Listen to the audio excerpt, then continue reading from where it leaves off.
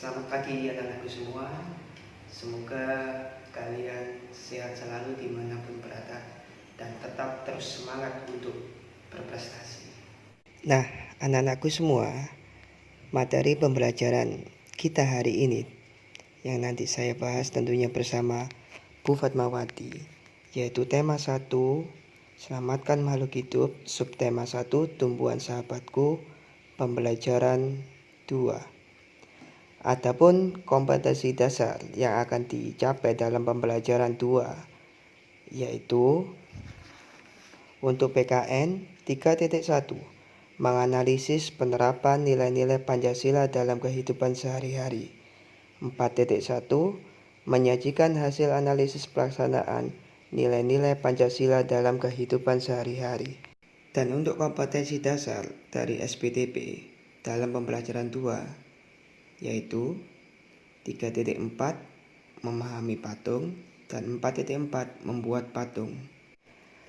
Untuk tujuan pembelajaran dalam pembelajaran 2 sebagai berikut.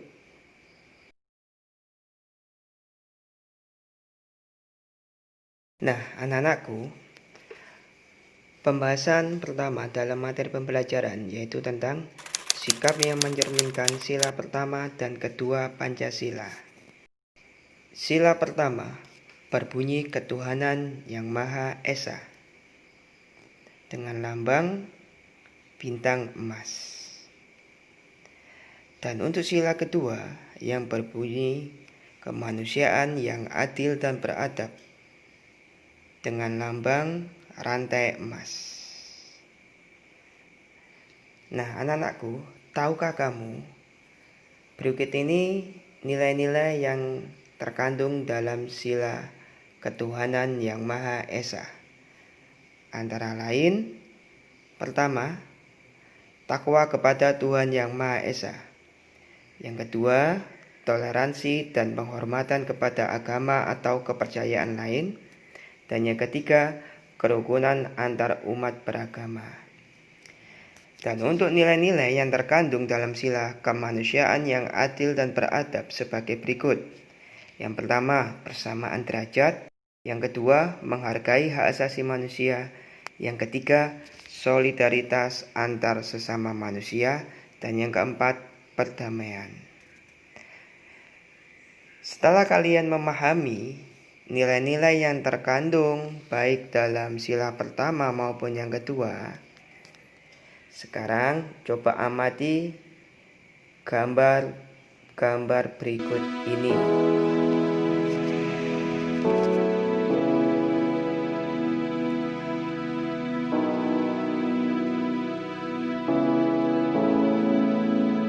Setelah kalian amati gambar-gambar tersebut, coba sekarang kalian kelompokkan dalam tabel berikut. Nomor gambar yang telah kalian amati, manakah yang termasuk perilaku yang sesuai dengan sila ke-1 atau perilaku yang sesuai dengan sila kedua? Anak-anakku sekalian, untuk selanjutnya adalah kita akan mempelajari tentang memahami patung. Kadit 3.4 dari SPDP. Anak-anak, kita ketahui dari pembelajaran kemarin PP1, banyak negara-negara di dunia, khususnya di Asia Tenggara, memiliki peninggalan-peninggalan bersejarah maupun karya-karya seni yang berupa patung. Nah, pada pertemuan kali ini kita akan belajar mengenai patung. Patung adalah pemaparan ekspresi, gagasan, dan ide dalam bentuk karya seni rupa 3 dimensi yang merupakan tiruan dari bentuk manusia dan alam dengan menggunakan berbagai teknik khusus. Teknik-teknik khusus yang digunakan antara lain yaitu menggunakan teknik pahat, teknik cetak, membutsir, dan konstruksi.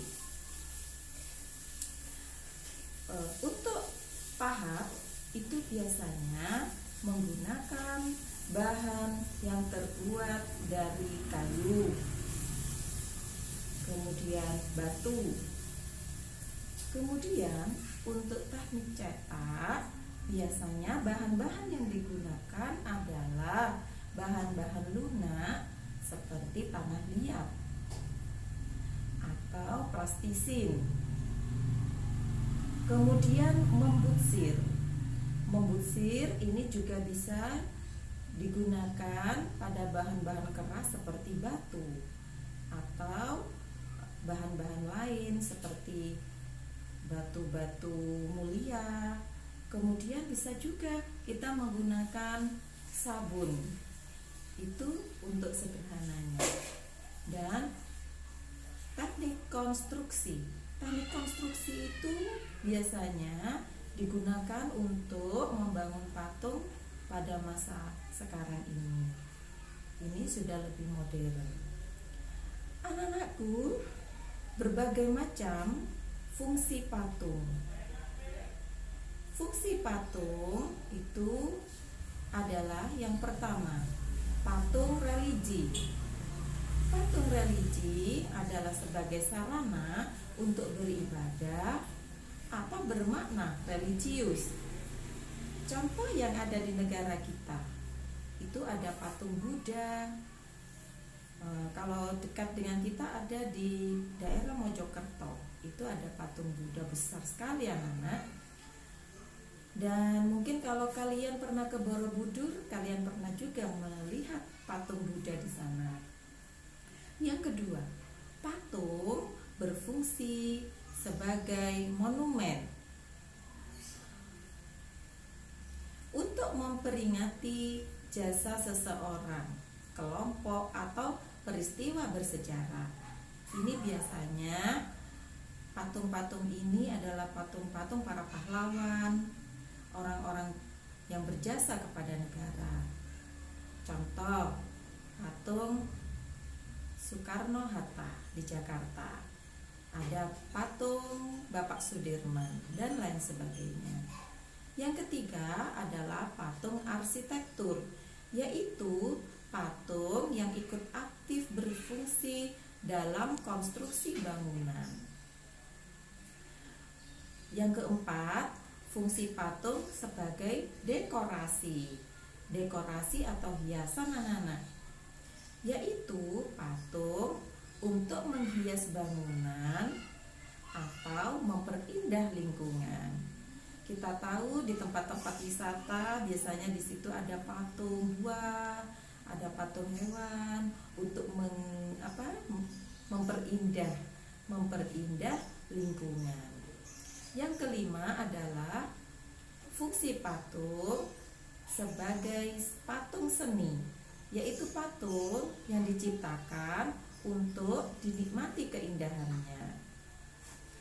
Yang keenam, patung juga berfungsi sebagai kerajinan, yaitu patung merupakan hasil karya kerajinan. Jadi, itulah anak-anak berbagai fungsi-fungsi patung dan juga apa patung itu sendiri. Untuk membuat patung sederhana, kalian bisa menggunakan plastisin. Plastisin juga bisa kita buat sendiri di rumah dengan bahan-bahan yang ada di rumah. Seperti contohnya adalah menggunakan tepung.